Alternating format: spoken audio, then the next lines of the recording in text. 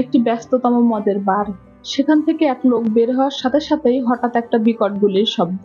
তাকে দেখতে আসলে আরো একটি গুলির শব্দ। দুটি রহস্যময় মৃত্যু এবং কিছু সংখ্যক লোক ওই বারের মধ্যে আটকা পড়ে যায়। এদিকে পুরো শহরকে প্রশাসন সিলগালা করে দেয়। আর এরপর ঘটতে থাকে অস্বাভাবিক সব ঘটনা, যা দেখার জন্য তারা মানসিকভাবে মোটেও প্রস্তুত ছিল না। বার থেকে বের হলেই তাদের মৃত্যু নিশ্চিত, কিন্তু রহস্য কি সেটা জানতে হলে দেখতে হবে শেষ পর্যন্ত। তোমাদের জন্য নিয়ে এসেছি এরকমই একটা live survival thriller movie, the Bar. তো চলো গল্পে যাই। আর বন্ধুরা, গল্পে যাওয়ার আগে তোমাদের কাছে আমার ছোট্ট একটা রিকোয়েস্ট, তোমরা চ্যানেলটাকে সাবস্ক্রাইব করো এবং আমাকে কমেন্টে জানাও কেমন লাগলো ভিডিওটি।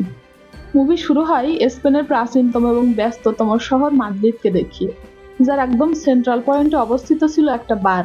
নিত্যদিনের মতো আজকেও বিভিন্ন পেশার মানুষ সেই বারে ভিড় জমিয়েছে। এরই মধ্যে একজনের নাম সার্জিও। সার্জিও প্রতিদিনের মতো আজকেও এই বারেই এসেছে। তার বাড়ি আসার ঠিক কিছুক্ষণ পরেই সেখান থেকে একজন লোক বাইরে বের হয়ে যায় এবং বাইরে যাওয়ার সঙ্গে সঙ্গে তাকে কেউ শুট করে মেরে দেয়। ওই লোকটাকে গুলি লাগার কারণে আশেপাশের মানুষ আতঙ্কে পালাতে শুরু করে। কেউই জানে না তাকে কে এবং কোথা থেকে কেন গুলি করা হয়েছে। কিছুক্ষণের মধ্যেই এই জনবহুল শহর একদম নিস্তব্ধ হয়ে যায়। কোথাও কেউ নেই, সবাই পালিয়েছে। কিন্তু এখন ওই বারের মধ্যে কিছু মানুষ আটকা পড়ে রয়েছে। মানুষগুলো এরকম ঘটনা চোখের সামনে ঘটতে দেখে সঙ্গে সঙ্গে পুলিশকে ফোন করতে চায়, কিন্তু কোনো এক অজানা কারণে কানেকশন ডিসকানেক্ট হয়ে যায়। আর এরপর সেখানকার একটা লোক বাহিরে গিয়ে মারা যাওয়া ওই লোকটার কাছে যায় এবং কিছুক্ষণের মধ্যে আচমকাই তাকে কেউ শুট করে মেরে দেয়। আর এজন্য বারের ভেতরে থাকা সবাই অনেক ভয় পেয়ে যায় এবং লুকিয়ে পড়ে। তারা একটা ব্যাপার কিছুতেই বুঝতে পারছিল না, কেন তাদের সবার ফোনে একসঙ্গে কানেকশন প্রবলেম। সেখানে থাকা একটা মেয়ে যার নাম এলিনা, সে বলে আমাদের এই সময়টায় টিভি চালু করা উচিত, কারণ শহরে যদি কোনো ভয়ঙ্কর সমস্যার সৃষ্টি হয় তাহলে অবশ্যই সেটা আগে টিভিতে দেখানো হবে।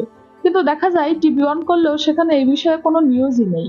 এরই মধ্যে সেখানকার একজন বাইরে তাকালে দেখতে পাই বাইরে যে দুটো লাশ পড়েছিল সেগুলো আর সেখানে নেই। এমনকি সেখানে পড়ে থাকা বিন্দুমাত্র রক্তটুকুও নেই। তারা কিছুই বুঝতে পারছে না তাদের সাথে হচ্ছেটা কি। যাই হোক, সেখানে থাকা সকল মানুষের মাথায় বিভিন্ন ধরনের চিন্তা ও প্রশ্ন ঘুরতে থাকে। তখনই সেই বারে কাজ করা একজন লোক বলে ওঠে, আমার মনে হয় যে কাজটা করেছে সে চায় না আমাদের মধ্যে কেউ এই বার থেকে বের হোক। একথা শুনে সার্জিও বলে, আমার মনে হয় আমাদের মধ্যে এমন কেউ লুকিয়ে আছে যে একজন টেরোরিস্ট বা ভয়ঙ্কর কোনো আসামি, যাকে পুলিশ মারতে চায়। তার কাছে এমন কিছু থাকতে পারে যেটা পুরো দেশের জন্য হুমকি। তখনই আবার ওই লোক যে এই বারে কাজ করে সে বলে ওঠে, যদি তাই হয় তাহলে পুলিশ সবাইকে কেন মারবে? তারা এসে তো ক্রিমিনালকে ধরে নিয়ে গেলেই তো হয়। আর রাস্তায় পড়ে থাকা লাশগুলোই বা কি হলো? সেগুলো চোখের সামনে থেকে এমনি এমনি তো আর উধাও হয়ে যেতে পারে না। আর রাস্তা থেকে এত মানুষ কোথায় গেল? এক মুহূর্তের মধ্যে সবকিছু একদম নিস্তব্ধ শুনশান হয়ে গেল। তোমাদেরকে বলছি শোনো, আমার মনে হয় পৃথিবীতে এলিয়েন নেমে এসেছে, যারা বাইরে থাকা মানুষদেরকে তাদের সাথে নিয়ে যাচ্ছে। একথা শুনে বারের মালিক তার কর্মচারীকে থাপ্পড় দেয়, কারণ এখন মজা করার একদমই সময় নেই। এরপর সার্জিও লক্ষ্য করে সেখানেই থাকা নাসু নামের একজন ব্যক্তি পা দিয়ে তার ব্যাগটা লুকানোর চেষ্টা করছে। সার্জিওটা দেখা মাত্রই সবাইকে বলে দেয়, আর এরপর তার ব্যাগটাকে তার থেকে ছিনিয়ে নেওয়া হয় এবং ব্যাগটা তল্লাশি করে সেখান থেকে বের হয়ে আসে একটা হার্ড ড্রাইভ। তাদের সন্দেহ এই হার্ড ড্রাইভে এমন কিছু রয়েছে যার জন্য এই বিপত্তির সৃষ্টি হয়েছে। লোকটি সবাইকে জানায় এই হার্ড ড্রাইভে এমন কিছুই নেই যার জন্য তাদের বিপদে পড়তে হবে, এবং সে আরো বলে আমি একটি অ্যাড কোম্পানিতে কাজ করি আর এই কোম্পানির সকল ইনফরমেশন এই হার্ড ড্রাইভে রয়েছে। কিন্তু কেউ তার কথা বিশ্বাসই করে না এবং সেখানে থাকা এলিনা নামের একটা মেয়ে সেই হার্ড ড্রাইভটা ভেঙে দেয়, কিন্তু আসলে সেই হার্ড ড্রাইভে কিছুই ছিল না। নাচও কষ্ট তো পেয়েছিল, কিন্তু এইবার সে সবাইকে চেক করতে চায়, কারণ তার দোষ না থাকা সত্ত্বেও সবাই তাকে সন্দেহ করেছে। সে টেবিলের দিকে ইশারা করে বলে, টেবিলের উপরে রাখা ওই ব্রিফকেসটা কার? আমার মনে হয় এতেই কিছু রয়েছে। একথা শুনে সার্জিও বেশ ঘাবড়ে যায় এবং বলে ওইটা আমার, ওতে কিছুই নেই। আর এরপর সেই ব্রিফকেসটা নিতেই যাবে, এর আগে ওই বারের মালিক ব্রিফকেসটা তুলে নেয় এবং তার হাত থেকে ওই ব্রিফকেসটা কেড়ে নেয় সেখানে থাকা একজন ভিক্ষুক। আসলে ওই ভিক্ষুক ওই বারের মধ্যে আটকা পড়ে গেছে। সার্জিও তাকে বারবার ওই ব্রিফকেসটা খোলার জন্য নিষেধ করছিল, কিন্তু সে কোনো কিছু না শুনেই ব্রিফকেসটা খুলে দেয় এবং সেখান থেকে বের হয়ে আসে মহিলাদের ব্যক্তিগত বিভিন্ন পোশাক আশাক। সেখানে থাকা সবাই আবারও হতাশ হয়ে যায় এবং কিছু বুঝতেই পারছে না তাদের সাথে হচ্ছেটা কি, তাদের এখন কি করা উচিত। সবাই একরকম হাল ছেড়ে দিয়েছে, তাদের সামনে এখন অপেক্ষা করছে শুধুমাত্র মৃত্যু। ঠিক তখনই সবার কানে ভেসে আসে সেই বারের ওয়াশরুম থেকে একজন লোকের কাশির শব্দ।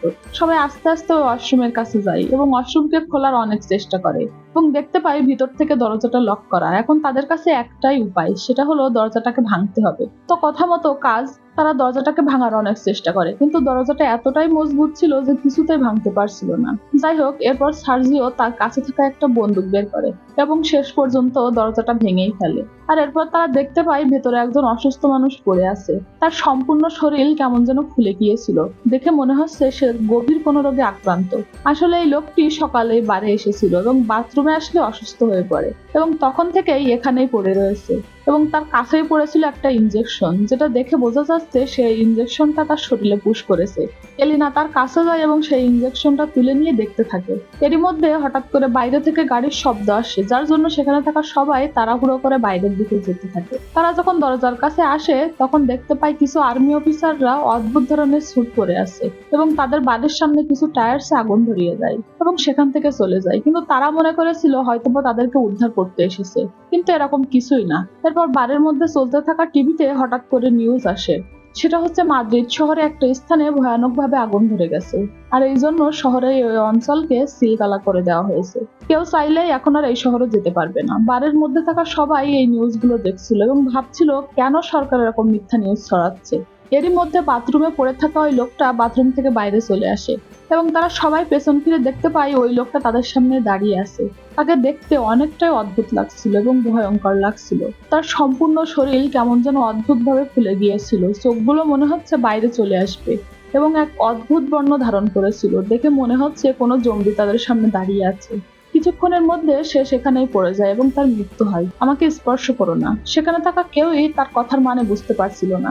এক পর্যায়ে নাসো তার থেকে ফোনটা উঠিয়ে নেয় এবং জানতে পারে এই লোকটা একজন আর্মি অফিসার এবং সে তার ফোনে আরো কিছু ছবি দেখতে পায় যেখানে কিছু লোক পিপি কিট পরে আছে। পিপি কিট হলো এটা এমন একটা স্যুট যেটা বিভিন্ন ভাইরাস অথবা বিষাক্ত পরিবেশ থেকে নিজেকে রক্ষা করার জন্য পরা হয়, কিন্তু বাইরে তো কোনো ভাইরাস আক্রান্তের খবর পাওয়া যায়নি যে এই ধরনের পোশাক পরিধান করতে হবে। এর মানে অবশ্যই কোনো ভাইরাস থেকে বাঁচার জন্যই তারা এই ধরনের পোশাক পরেছিল, আর এই ব্যক্তিও এদের মধ্যে একজন। এখন তারা পরিষ্কার বুঝতে পারছে যে তাদের এই অঞ্চলকে কোয়ারেন্টাইন করে দেওয়া হয়েছে, আর এটা হয়েছে এই লোকের জন্য। আসলে এই লোকটা এমন জায়গাতে কাজ করতো যেখানে চারিদিকে ভাইরাস ছড়িয়ে পড়েছিল এবং শেষ পর্যায়ে সেও ভাইরাসের শিকার হয়। আর এখন এই বাড়ি থাকা সবাই ভয় পেতে শুরু করে, কারণ তাদের মনে হচ্ছিল তারাও এই ভাইরাসে ইনফেক্টেড হয়ে গেছে। এদিকে নাসো এবং এলিনা মোবাইলে নেটওয়ার্ক ধরানোর চেষ্টা করে এবং এক পর্যায়ে নাসো একটা টেবিলের উপর উঠলে তার ফোনে নেটওয়ার্ক চলে আসে, আর এই কথা সে সবাইকে জানায়। সেখানে থাকা সবাই তাকে বলে এমন কাউকে ফোন করো যে মিডিয়ার সাথে কাজ করে এবং তাদেরকে জানাও যে আমরা এখনো জীবিত রয়েছি, তারা যেন আমাদেরকে উদ্ধার করে। কিন্তু নাসেও কাউকে ফোন করার আগেই এই বারে যে কাজ করতো সে তার থেকে এই ফোনটা নিয়ে নিতে চাই এবং নাসো বলে ফোনটা আমাকে দিয়ে দাও, আমি আমার চেনা জানা একজনকে ফোন করব। আর এই জন্য দুজনের মধ্যে ফোন নিয়ে হাতাহাতির সময় টেবিল ভেঙে দুজনেই নিচে পড়ে যায়। এগুলো দেখে সেখানে থাকা এক ভদ্রলোক নাসোকে বলে এই ফোনটা আমাকে দিয়ে দাও, কিন্তু বারের মালিক ভদ্রলোককে ফোনটা নিতে নিষেধ করে এবং বলে ওই ফোনটা স্পর্শ করো না, কারণ ওই ফোনটা ওই ব্যক্তির যে ভাইরাসে মারা গেছে। এমনও তো হতে পারে যে ওই ফোনটা স্পর্শ করার সঙ্গে সঙ্গে তুমি ওই ভাইরাসে আক্রান্ত হয়ে যেতে পারো। এর মানে এতক্ষণ অব্দি যারা যারা ওই ফোন স্পর্শ করেছে তারা সবাই হয়তোবা এই ভাইরাসে আক্রান্ত হয়ে গেছে। ওই ফোন স্পর্শ করেছে 5 জন, আর বাকি রয়েছে বারের মালিক, সার্জিও, ওই ভদ্রলোক। আর এই জন্যই তারা পরিকল্পনা করে ওই 5 জনকে এখান থেকে সরিয়ে দেবে। তারা তাদের দিকে বন্দুক তাক করে এবং বলে তোমরা 5 জন ওই লাশটাকে তুলে নাও এবং বেসমেন্টে চলে যাও, কারণ তোমরা এখানে থাকলে আমরাও ইনফেক্টেড হয়ে যাব। আর এটা করতে তারা তাদেরকে বাধ্য করে। কিছুক্ষণ পর দেখানো হয় তারা আসলে তাদেরকে বেসমেন্টে পাঠিয়ে দিয়েছে এবং বারের উপরে রয়েছে মাত্র 3 জন। এদিকে বেসমেন্টে যেহেতু বাতাস চলাচলের কোনো রাস্তা ছিল না, এজন্য এখানে থাকা এই বয়স্ক মহিলার শ্বাসকষ্ট হতে শুরু করে। সে আবারও সিঁড়ির কাছে যায় এবং উপরে থাকা ওই 3 জনকে অনেক জোরে জোরে আকুতির সাথে ডাকতে থাকে, কিন্তু তারা কোনো উত্তরই দেয় না, এমনকি দরজাও খোলে না। ঠিক তখনই ওই মহিলার হাত লেগে সেখানে থাকা কিছু মদের বোতল পড়ে ভেঙে যায় এবং দেখা যায় মদগুলো একটা নির্দিষ্ট দিকে বেয়ে যাচ্ছে এবং কিছুক্ষণ পরে তারা দেখতে পায় এখানে একটা ছিদ্র রয়েছে যেটা এই শহরের ম্যানহোলের সাথে কানেক্টেড, আর তারা চাইলেই এপাশ দিয়ে এখান থেকে বের হয়ে যেতে পারে। সেখানে থাকা ভিক্ষুক এটা দেখা মাত্রই ওই ছিদ্রের উপরের ঢাকনা সরিয়ে দেয় এবং সেখান থেকে বের হওয়ার সিদ্ধান্ত নেয়। যদিও সেখানে থাকা অনেকে এই সিদ্ধান্তকে অসম্মতি জানাচ্ছিল, কিন্তু ভিক্ষুক এপাশ দিয়ে বের হবেই, আর এই জন্য তারা সবাই এই ভিক্ষুকের শরীরে তেল মালিশ করতে থাকে যাতে সে খুব সহজেই এই ছিদ্রের ভিতর দিয়ে বের হয়ে যেতে পারে। কিন্তু চিন্তা করা যতটা সহজ, বাস্তবায়ন করা ঠিক ততটাই কঠিন। তার অর্ধেক শরীর তো ঢুকে যায়, কিন্তু বাকি অর্ধেক শরীর আর কোনো মতেই বের হতে চায় না। বাকিরা তাকে সাহায্য করছিল, কিন্তু ঠিক এরকম সময়ে উপর থেকে গুলি করার একটা প্রকট শব্দ তাদের কানে ভেসে আসে। তারা সবাই চমকে ওঠে এবং লক্ষ্য করে দেখতে পায় উপরের রুম থেকে বেসমেন্টের দিকে ধোঁয়া আসছে। এর মানে উপরে থাকা ওই তিনজনকে কেউ মেরে সম্পূর্ণভাবে আগুন ধরিয়ে দিয়েছে। আর এখন যেহেতু চারিদিকে ধোঁয়া, তাই এখানে টিকে থাকা একেবারেই অসম্ভব। তাই তারা সিদ্ধান্ত নেয় তারা ভিক্ষুককে ওই ছিদ্র দিয়ে বের করবে। দেখা যায় ভিক্ষুক এখনো ওই ছিদ্রতেই ফেসে রয়েছে। তারা সর্বপ্রথম তাকে সেখান থেকে বের করে এবং সেখানেই বসে চিন্তা ভাবনা করতে থাকে যে এখন তাদের কি করা উচিত। কয়েক ঘন্টা পর আগুন পুরোপুরি নিভে গেলে তারা উপরে আসে, কারণ বেসমেন্টের দরজাও এই আগুনে পুড়ে গেছে। আর এরপর তারা দেখতে পায় সম্পূর্ণ বারটা একদম আগুনে পুড়ে ছাই পরিণত হয়েছে এবং কিছু মানুষ বারের বাইরে থেকে বারটাকে সিল করে দিচ্ছে। আর এই জন্যই তারা চুপিসারে বারের ভেতরে প্রবেশ করেছে, কারণ বাইরে থাকা ওই ব্যক্তিরা যদি জানতে পারে যে বারের মধ্যে এখনো 5 জন জীবিত রয়েছে, তাহলে তারা তাদেরকে জীবিত থাকতে দিবে না, তাদেরকে মেরে দিবে। নাসো দেখতে পায় সেখানে সার্জিওর বন্দুকটা পড়ে রয়েছে। সে ওই বন্দুকটা তার নিজের কাছে রেখে দেয়, যদিও এই বন্দুকটা পুড়ে গেছে, কাজ করবে কিনা কোনো গ্যারান্টি নেই। এরই মধ্যে হঠাৎ করে সেখানে একটা ফোন বেজে ওঠে, আর এই ফোনটা ছিল ওই আর্মি অফিসারের, যে ভাইরাসে আক্রান্ত হয়ে মারা গেছে। এলিনা ওই ফোনটা তুলে নেয় এবং দেখে এটা এখনো সচল। আর এরপর সে ওই ফোনে থাকা বিভিন্ন মেসেজ এবং কল রেকর্ড চেক করতে থাকে। সে দেখতে পায় তাকে কেউ একজন জিজ্ঞাসা করেছে, তুমি কি ভ্যাকসিন নেওয়ার পর এখন সুস্থ আছো? উত্তরে আর্মি অফিসার বলে, না, আমার অবস্থা আরো খারাপ হয়ে গেছে, আর এজন্যই আমি মাদ্রিদ শহরের একটা ওয়াশরুমে লুকিয়ে আছি। তোমার আমার কাছে আসার কোনো প্রয়োজন নেই। আর এরপর এলিনা আরো পুরনো চ্যাট লিস্ট পড়তে শুরু করে। আর এখানে তারা জানতে পারে ওই আর্মি অফিসারের কাছে এখনো 4টা ভ্যাকসিন অবশিষ্ট রয়েছে। আসলে তারা ওই ওয়াশরুমে যে ইনজেকশন পড়ে থাকতে দেখেছিল, ওইটা ভ্যাকসিন। কিন্তু তাদের চিন্তা ভাবনা ছিল অন্যরকম। তারা ভাবছিল আসলে যদি ওই ভাইরাসের ভ্যাকসিন তৈরি হয়ে থাকে, তাহলে কেন এই আর্মি অফিসার মারা গেল, আর বাইরের সবাইকে এভাবে গুলি করে কেন মারলো, এবং কেনই বা এই বারকে সিল করে দেওয়া হলো। এরকম নানা প্রশ্ন তাদের মাথায় ঘুরতে থাকে। এরপর তারা আরো মেসেজ পড়লে জানতে পারে রিসেন্টলি এই ভ্যাকসিন একজনের কাজ করেছে, আর এখন সে সম্পূর্ণরূপে সুস্থ। এলিনা এবং বাকি সবাই এই খবর শুনে অনেক খুশি হয়ে যায়, কারণ তারা যদি এই ভাইরাসে সত্যি আক্রান্ত হয়ে থাকে, তাহলে এবারের মতো তারা বেঁচে যাবে। কিন্তু তাদের প্রশ্ন, যদি এই আর্মি অফিসার ভ্যাকসিন নিয়ে থাকে, তাহলে সে মারা গেল কেন? আর এর উত্তর পাওয়া যায় আরো কিছু মেসেজ পড়ার পর, যেখানে বলা হয় এই আর্মি অফিসার 2 দিন যাবত অসুস্থ, আর এজন্যই তার শরীরে ভ্যাকসিন খুব একটা প্রভাব পড়েনি। আর এরপর ওই ফোনটা আবারও বাজতে শুরু করে, মানে কেউ ওই ফোনে কল করেছে, কিন্তু ফোন রিসিভ করার আগেই এর ব্যাটারি চার্জ শেষ হয়ে যায়। তারা নানাভাবে ফোনটাকে চালু করার চেষ্টা করে, কিন্তু কোনো কিছুতে কাজ হয় না। হঠাৎ করে এলিনার মনে পড়ে বেঁচে যাওয়া ওই 4টা ভ্যাকসিনের কথা। সে এবং বাকি সবাই ওই আর্মি অফিসারের পুরো শরীর তল্লাশি করে, কিন্তু তার কাছে ওই ভ্যাকসিনটা ছিল না। এরপর তারা বেসমেন্টে যায়, কিন্তু সেখানে গিয়েও তাদের কোনো লাভ হয় না। আর এরপর তাদের মনে পড়ে ওয়াশরুমের কথা, কিন্তু ইতিমধ্যে ওই ভিক্ষুক ওয়াশরুমে পৌঁছে গেছে এবং ভ্যাকসিন নিয়ে বসে আছে। এলিনা তার থেকে ভ্যাকসিন গুলো চাইলে সে বলে, থামো, এখানে মাত্র 4টা ভ্যাকসিন রয়েছে, আর আমরা আছি 5 জন, তাহলে কিভাবে হবে? আমাদের মধ্যে একজনকে ত্যাগ স্বীকার করতে হবে। কিন্তু কে হবে সেই মহান ব্যক্তি? এসব কথা বলতে বলতে ওই ভিক্ষুক একটা ভ্যাকসিন তার নিজের শরীরে পুশ করে। যদিও নাসো তার দিকে বন্দুক তাক করে আছে, তাকে নিষেধ করছিল, কিন্তু সে কারোর কথাই শোনে না। এজন্য নাসো তাকে মারতে থাকে। ভিক্ষুক নাসোকে মেরে তার থেকে বন্দুকটা কেড়ে নেয় এবং তাদের মধ্যে দেখানো হয় একটা মারাত্মক লড়াই, যে লড়াইয়ের কারণে ভিক্ষুকের হাত থেকে ওই ভ্যাকসিনগুলো বেসমেন্টে পড়ে যায়। আর এজন্য ওই বেসমেন্ট থেকে একজন বয়স্ক মহিলা ভ্যাকসিনগুলো তুলতে যায়, কিন্তু দুর্ভাগ্যবশত তার হাত থেকে ভ্যাকসিনগুলো ওই ছিদ্র দিয়ে ম্যানহোলে পড়ে যায়। আর এখন তাদের মধ্যে কাউকেই সেই ছিদ্র দিয়ে নিচে যেতে হবে এবং ভ্যাকসিনগুলো নিয়ে আসতে হবে। আর যেহেতু এখানে এলিনাই একমাত্র চিকন, তাই তাকে নিচে পাঠানোর সিদ্ধান্ত নেওয়া হয়। প্রথমে সে রাজি না হলেও পরবর্তীতে ভাইরাসের কথা ভেবে এসে রাজি হয়ে যায় এবং তাকে পাঠানো হয় ওই ছিদ্র দিয়ে ম্যানহোলে। সে অনেক কষ্ট করে ম্যানহোলে গিয়ে পৌঁছায়, যেখানে শুধুমাত্র নোংরা এবং আবর্জনা পড়েছিল, আর ভ্যাকসিনগুলো এখন তার হাতের নাগালে। নাসো ম্যানহোলের মধ্যে একটা ইলেকট্রনিক তার পাঠিয়ে দেয় এবং বলে ভ্যাকসিনগুলো এখানেই বেঁধে দাও। কিন্তু এলিনা এতে রাজি হচ্ছিল না, কারণ সে ভালো করেই জানতো সে যদি ভ্যাকসিনগুলোকে উপরে পাঠিয়ে দেয়, তাহলে সে বাদে সবাই ভ্যাকসিনগুলো শরীরে ইনজেক্ট করে নেবে। এজন্য সে সবাইকে একটা শর্ত দেয়। শর্তটা হলো, যদি তাদেরকে ভ্যাকসিন নিতে হয়, তাহলে তাদেরকেও ম্যানহোলের মধ্যে আসতে হবে। আর এরপর উপরে থাকা সবাই ওই ছিদ্রটিকে বড় করার চেষ্টা করে। আর এদিকে এলিনা মেইন হলের ভেতরে ঘোরাফেরা করতে এবং বাইরে বের হওয়ার রাস্তা খুঁজতে থাকে। এক পর্যায়ে এলিনা একটু দূরে সূর্যের আলো দেখতে পায়, এর মানে সেখান থেকে বাইরে বের হওয়া যাবে। কিন্তু এলিনা বাইরে বের হওয়ার আগে এই ভ্যাকসিন গুলোকে সেখানে একটা দেওয়ালের মধ্যে লুকিয়ে রাখে এবং সেখানে থাকা সেই ভেন্টিলেটর দিয়ে তাকালে দেখতে পাই বাইরে পুলিশ অফিসাররা দাঁড়িয়ে আছে এবং কিছু লোক ওই 3টা বডিকে আগুনে পুড়িয়ে ফেলছে যারা বারের উপর থেকে গিয়েছিল। ওদিকে দেখানো হয় নাসো সহ বাকিদেরকে, যারা ওই ছোট্ট ছিদ্রটাকে বড় করে এবং ম্যানহলে প্রবেশ করে ফেলেছে।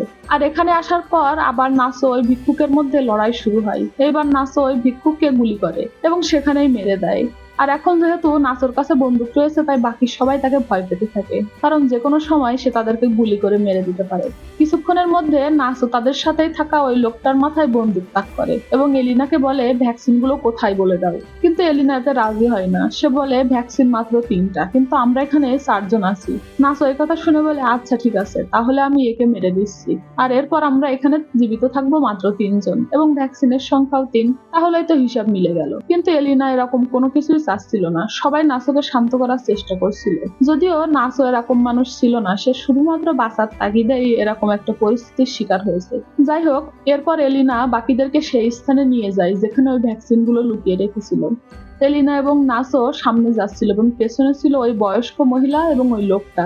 যাওয়ার সময় ওই বয়স্ক মহিলা লোকটাকে পানিতে ডুবিয়ে মারার চেষ্টা করে, কিন্তু নাসো এগুলো দেখতে পাওয়ার সঙ্গে সঙ্গে ওই বয়স্ক মহিলাটাকে আটকে দেয় এবং ওই লোকটাকে বাঁচিয়ে নেয়। সে বলে আমি ভিক্ষুককে মেরেছিলাম কারণ সে আমাদের জন্য অনেকটা বিপজ্জনক ছিল, আর এখন আমরা আর কাউকেই মারবো না, এখন যা হবে সব দেখা যাবে।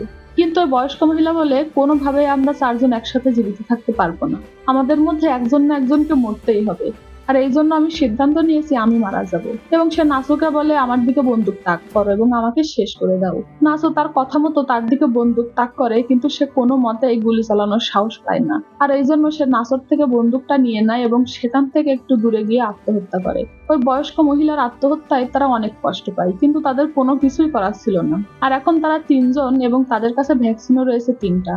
তারা নিজেদের মধ্যে ভ্যাকসিন ভাগাভাগি করে নেয় এবং নিজেদের শরীরে ইনজেকশন পুশ করতেই যাবে তার আগেই সেখানে আবারও ওই ভিক্ষুক চলে আসে। এর মানে সে এখনো মারা যায়নি, আর এবার সে অনেক বেশি ভয়ঙ্কর এবং শক্তিশালী হয়ে ফিরে এসেছিল। তার লক্ষ্য এখন শুধুমাত্র এখানে থাকা জীবিত সবাইকে শেষ করে দেওয়া। আর এই জন্য তার প্রথম শিকার হয় ওই লোকটা। সে ওই লোকটাকে পেছন থেকে আঘাত করে এবং সেখানেই মেরে ফেলে। নাসো এবং এলিনা সেখান থেকে কোনো মতে পালিয়ে যায়, কিন্তু ওই ভিক্ষুক তাদের পিছু করতে থাকে। তাকে দেখে মনে হচ্ছিল সে একটা সাইকোতে পরিণত হয়ে গেছে। নাসো এবং এলিনা কিছু দূর যাওয়ার পর একটা সিঁড়ি দেখতে পাই যেটা দিয়ে উপরে ওঠা যাবে এবং বাইরে বের হওয়া যাবে। তারা কোনো কিছু না ভেবেই সেখান দিয়ে উঠতে শুরু করে, কিন্তু ততক্ষণে ভিক্ষুক সেখানে চলে এসেছিল এবং তাদের পেছন পেছন সিঁড়িতে উঠতে থাকে। এরই মধ্যে এলিনার ভ্যাকসিনটা তার হাত থেকে ফসকে যায় এবং নিচে পড়ে যায়, আর এইদিকে ওই ভিক্ষুকটা নাসোর পা ধরে ফেলে এবং তাকে নিচের দিকে টানতে থাকে। নাসো নিচে পড়ে যাওয়ার আগেই সে তার ভ্যাকসিনটা এলিনাকে দিয়ে দেয় এবং এরপর সেখান থেকে নিচে পড়ে যায়, আর নিচে পড়ার সঙ্গে সঙ্গে দুজনেরই ভয়ানক মৃত্যু ঘটে। আর এরপর এলিনা ওই ভ্যাকসিনটা তার নিজের শরীরে পুশ করে এবং সেখান থেকে বাইরে বের হয়ে যায়। সে বাইরে বের হলে দেখতে পাই এটা রাস্তার ম্যানহোলের ঢাকনা এবং রাস্তার কিছু দূরে সম্পূর্ণ এরিয়াটাকে সরকার সিল করে দিয়েছে, আর এগুলো নিজের চোখে দেখছিল এলিনা। সে চুপিসারে এই ভিড়ের মধ্যে মিশে বেঁচে বের হয়ে যায়। আসলে এই মুভির একটা ব্যাক স্টোরি রয়েছে, সেটা হচ্ছে এই ভাইরাসটা। এই মুভিতে দেখানো হয়েছে এটা আসলে মানুষের তৈরি করা একটা ভাইরাস, যেটা এদেশের সরকার তার শত্রুপক্ষের উপর প্রয়োগ করার জন্য তৈরি করেছিল, কিন্তু দুর্ভাগ্যবশত এই ভাইরাসে আক্রান্ত হয়ে যায় এই দেশের একজন আর্মি অফিসার। এই ভাইরাসের ভ্যাকসিন তৈরি করাই ছিল, কিন্তু এই ভ্যাকসিন তার শরীরে কাজ করেনি কারণ সে আগে থেকেই অসুস্থ ছিল, আর এই জন্য তার মৃত্যু হয়ে যায়। আর যখন আর্মি অফিসাররা জানতে পারে যে ওই ইনফেক্টেড আর্মি অফিসার ওই বারের মধ্যে রয়েছে, তখন তারা সম্পূর্ণ বারটাকেই পুড়িয়ে ফেলে যাতে করে এই ভাইরাস শহরে ছড়িয়ে যেতে না পারে। তো এই ছিল আজকের অসাধারণ গল্পটা। মুভিটা কেমন লাগলো কমেন্ট করে জানাবে, আর দেখা হবে পরবর্তী